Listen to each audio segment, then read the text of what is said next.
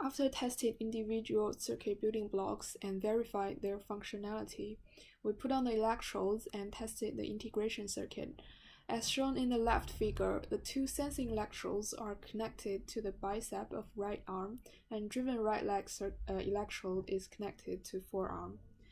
The subject exerted periodical force on bicep, and the output signal is shown in the right figure. We also recorded a video clip of integration testing on my lab partner.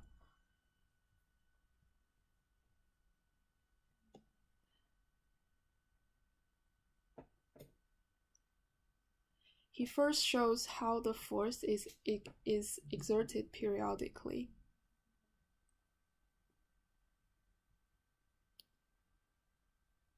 The electrodes are connected to the PCB board,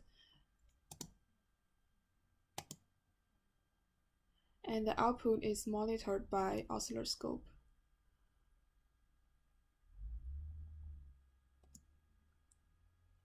The subject now remains still to show the quiet output signal.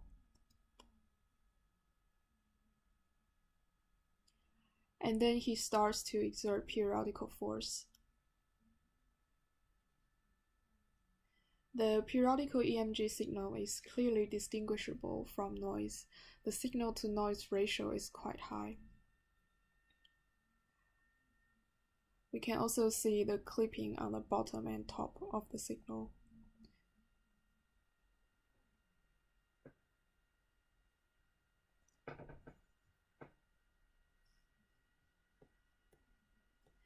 Our signal amplitude is about 10 volts. And the DC offset is 155 millivolts. This indicates we should at least half the amplification gain. Secondly, our attempt to push up the signal DC level by setting instrumentation first stage amplifier reference pin has failed in the integration circuit. Our output DC level is around 0. In theory, any small DC voltage should be amplified in the second stage, and the output DC level should be higher.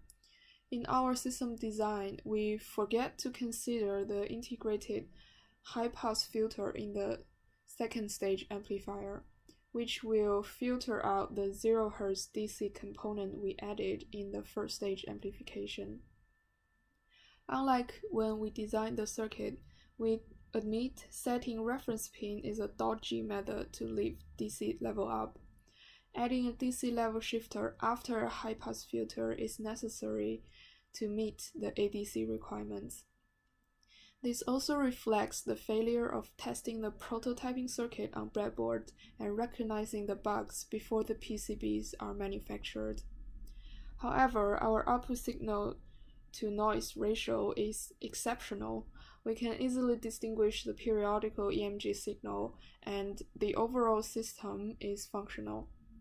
If we had more time, we would first modify the instrumentation amplifier gain to contain the output signal into 5 volts, and then add a DC level shifter at the end stage of the circuit to raise the signal DC offset.